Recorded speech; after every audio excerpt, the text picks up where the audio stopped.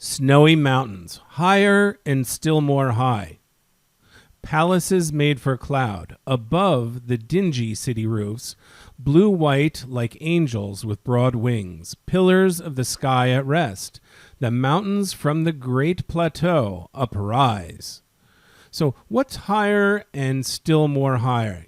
Note, by the way, this is a comparative. It's not the most, the highest, but it's still more higher. It's almost like a continuing comparison that it's getting higher. Well, I mean, given the title is Snowy Mountains, I assume it's the mountains that are higher. And they're being compared, it looks like, to palaces. They're above the stingy roofs, they're above the dingy city roofs. Well, that's true. The mountains are. They're being compared to angels, and they're rising up from the great plateau. So what's this first stanza about? It seems to be comparing the mountains to the city below it, and generally use positive words to describe it, comparing it to angels and palaces. The mountains, in short, they rock. They're awesome. That's what the first stanza is about. Okay, let's read the second stanza. But we've got a transition word here.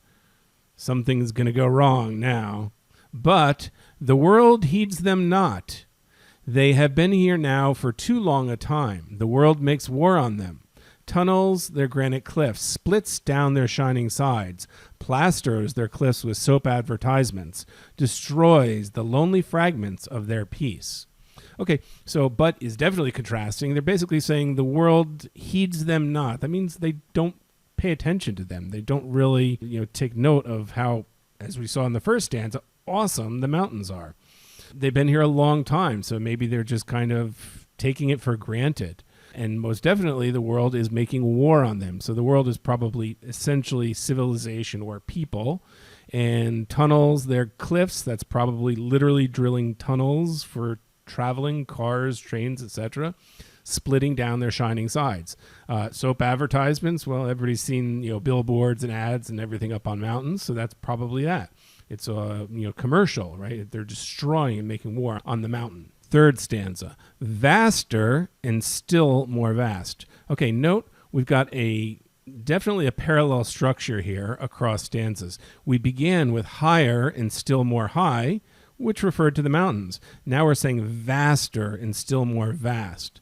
Again, that's a sense of, just gigantic size, right? I'm not sure if it's vertical, horizontal, or what exactly, but it's big, and it suggests that despite the war made on the mountains are still incredible. They're just drawing a comparison across stanzas, how alike they're still vast and on a comparative basis growing. Peak after peak, pile after pile, wilderness still untamed.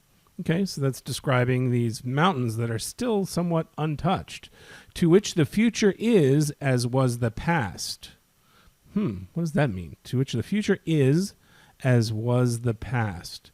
Well, meaning it'll probably continue to be vast and peak after peak and pile after pile. That won't really change. A barrier spread by gods, sunning their shining foreheads. So a barrier spread by gods. Well, I mean, mountains generally are barriers that are not easily passed by humans. So I suspect that, the string of mountain chains might be barriers, ones put forth by God. Then it says, barrier broken down by those who do not need the joy of time-resisting, storm-worn stone. Well, that's a curious turn in this stanza. We seem to be saying, well, despite the war made on the mountains are still awesome. They're a barrier that won't change, but then we say barrier broken down. So maybe there's some doubt that people will break them down. Not sure exactly here. Those who do not need the joy of time-resisting, storm-worn stone are people who probably made war on the mountains above in the second stanza. They don't really respect or care for the mountains.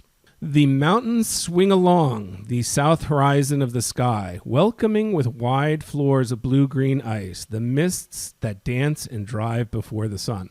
Now we're back to a positive outlook on the mountains again. They're swinging along. That gives a sense of, casual freedom across the horizon. They're swinging. They're welcoming. Right, so they're inviting with their blue-green ice and the mist that dance and drive. So it's describing them with these personified attributes of dancing and driving before the sun, all of which is generally positive about the mountains.